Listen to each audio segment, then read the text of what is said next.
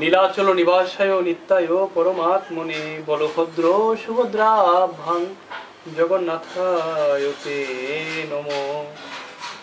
শ্রীমদ্ ভাগবত তৃতীয় স্কন্দ স্থানম প্রথম অধ্যায় বিদুরের প্রশ্ন শ্লোক 19। গাম পর্যটন মেধ্য বিবিক্ত বৃত্তি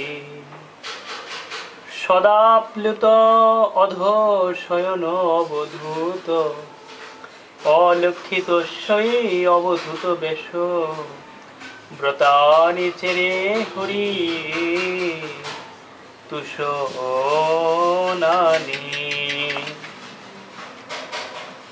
গাম গাম পৃথিবী পর্যটন পরিভ্রমণ করে মেধ্য পবিত্র বিবিক্ত বৃত্তি জীবন ধারণের জন্য স্বতন্ত্র বৃত্তি সদা সর্বদা আপ্লুত স্নাত অধ মাটিতে শয়ন শয়ন করে অবধূত চুল ইত্যাদি সংস্কার না করে অলক্ষিত অজ্ঞাত ভাবে সই একেলা অবধূত বেশ তপস্বী বেশে ব্রতানি ব্রতসমূহ চেরে অনুষ্ঠান করেছিলেন হরি তুষনানি, যা ভগবানকে সন্তুষ্ট করে।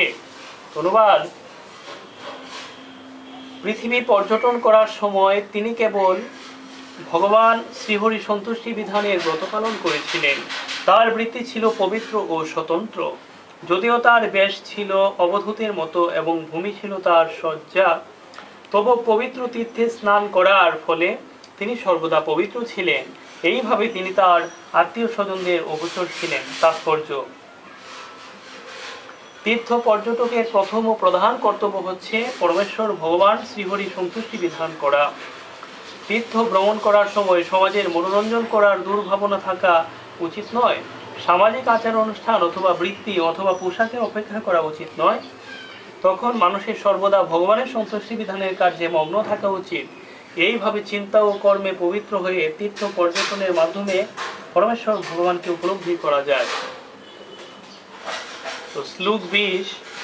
ইত্থম ব্রজন ভারতম এব বর্ষম কালেন যাবত গতবান প্রভাসম তাবত শাস ক্ষিতিম একচক্রাম এক আতপত্রাম জিতেন প্রার্থ। শ্লোক 20। ইত্থম এইভাবে ব্রজন পর্যটন করার সময় ভারতম ভারতবর্ষ এব কেবল বর্ষম ভূখণ্ড কালেন যথাসময়ে যাবৎ যখন গতবার গিয়েছিলেন প্রভাসম প্রভাস তীর্থে তাবৎ তখন শশাস শাসন করেছিলেন কৃত্রিম পৃথিবী এক চক্রাম এক সামরিক শক্তির দ্বারা এক এক আতপত্রাম ছত্র অজিতেন অজিত শ্রীকৃষ্ণের কৃপায় প্রার্থ মহারাজ যুধিষ্ঠির।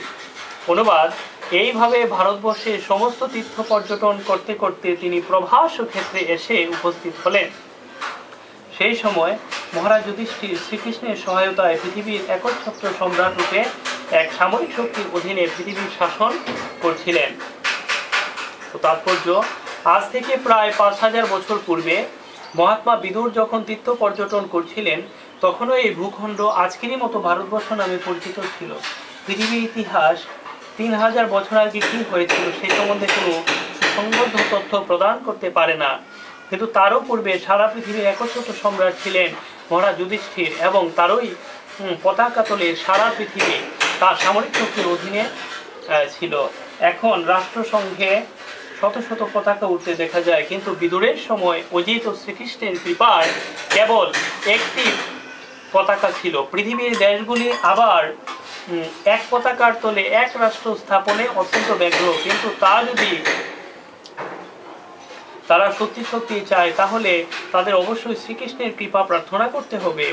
তিনিই কেবল সারা পৃথিবী জুড়ে একটি রাষ্ট্র গঠনে আমাদের সাহায্য করতে পারেন। হরে কৃষ্ণ।